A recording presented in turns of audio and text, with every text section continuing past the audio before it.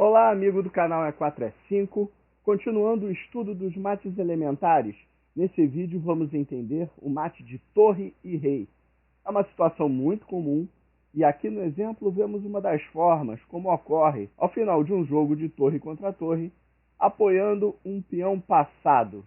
No momento da promoção do peão, só resta o sacrifício da torre pela dama. A partir desse ponto, a vitória é certa. Basta saber desferir o mate. Mas ninguém nasce sabendo, e é aqui que vamos aprender como usar uma boa técnica. Primeiro ponto de entendimento é que, em relação à dama, a torre leva uma grande desvantagem por não ter sua diagonal protegida. Assim, o rei adversário pode ativamente se aproximar e ameaçar a captura, o que não acontecia no mate de dama. Então, de antemão, entendemos que a torre sozinha não é capaz de forçar o rei adversário para a lateral, mas ela é eficaz em estabelecer uma linha de cerco. Portanto, ela precisará da ajuda do próprio rei para conseguir impor a sua força.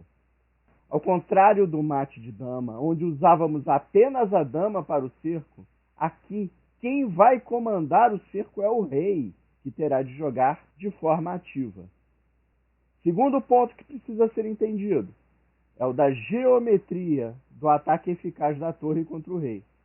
A figura que está sendo mostrada ela é fundamental e demonstra a posição do rei de frente para o rei. Funciona tanto em linha como em coluna. Aqui no exemplo estamos em coluna. Nessa situação, se a torre der cheque, o rei branco consegue substituir momentaneamente a torre na função do cerco, bloqueando as casas de fuga, enquanto a torre dá o cheque, ganhando a coluna. Só resta ao rei negro recuar. Terceiro fundamento do mate de torre e rei é em relação ao tempo de lance. Veja que para a torre dar o cheque, no exemplo anterior, é óbvio que precisava ser vez das brancas. Ora, isso significa então que no lance anterior das negras, foi o rei negro que se colocou na frente do rei branco, e não ao contrário. Para forçar o rei negro, o rei branco não pode se colocar de imediato diante do rei negro. Do contrário, ele vai fugir do alinhamento, e não haverá um cheque efetivo. Então, quando decidirmos para qual casa mover o rei para forçar o cerco, em qual casa o rei branco deve se colocar? Quem assistiu o vídeo de mate de dama e rei vai ficar enjoado de ouvir isso de novo. Mas é isso mesmo. Posição relativa de um salto de cavalo. Note que o rei negro, para não ceder a linha, só poderá andar num único sentido. Mas se ele fugir desmedidamente, acaba se aproximando de outra lateral do tabuleiro. No caso aqui do exemplo da lateral inferior. E se isso acontecer, basta que a torre se reposicione e substitua a forma de cerco de coluna por um cerco de linha, onde o rei adversário ficará com menos espaço. Assim não há opção para as negras.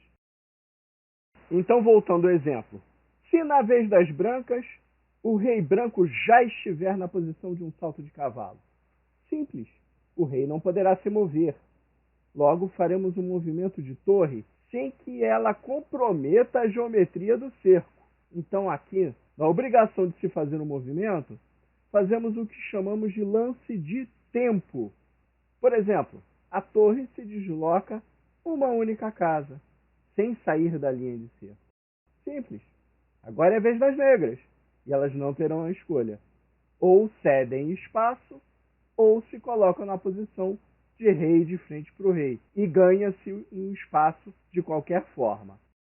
Entendidos esses três pontos, vamos voltar desde o início, com a torre na linha 8, rei branco na linha 7 e o rei negro se evadindo no centro, posição paradigma de um mate de torre e rei. Note que aqui a torre já estabelece uma fronteira na metade do tabuleiro. Ela não precisa se mover para isso. Quem vai trabalhar é o rei branco, que tem que tentar tirar o rei negro do quadrado central. Então, no exemplo concreto, rei C6, que é respondido por rei E4, pois o rei negro se mantém no quadrado central e ainda não há prejuízo. Rei C5, e agora para qualquer lado que o rei negro se mover, ele vai se aproximar de uma das laterais. Se rei é 5, temos a nossa posição geométrica. Rei na frente do rei. Então, torre A8, cheque, ganhando a coluna. Se rei é 3, o rei negro fica mais próximo da lateral inferior do tabuleiro. Então, torre D4, ganha a linha. E depois do próximo movimento das negras, ele se reposiciona, colocando o rei branco entre a própria torre e o rei negro. Portanto, joga-se torre A4, recompondo a linha de cerco e permitindo que o rei atue ativamente.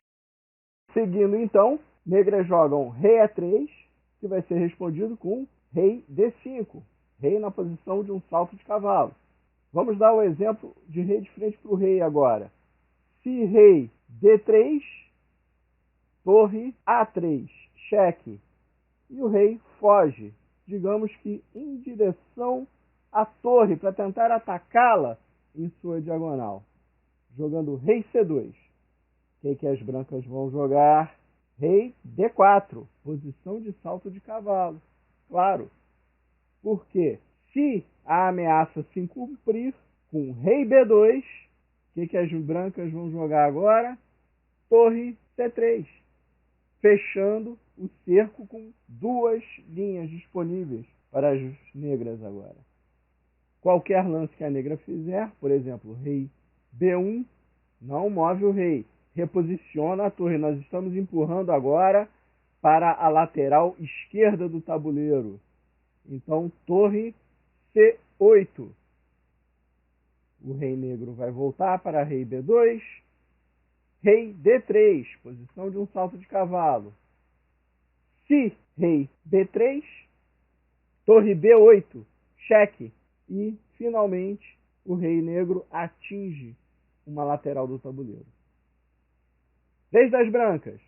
Nessa posição, qual a casa correta? O rei pode avançar para 3 casas. Pode ir para C4, para C3 ou para C2. Qual o lance correto das brancas nesse movimento? Quem quiser pensar, dá uma pausa. Senão, vamos à resposta correta. A resposta correta é rei C4. E não pode ser nenhuma das outras duas.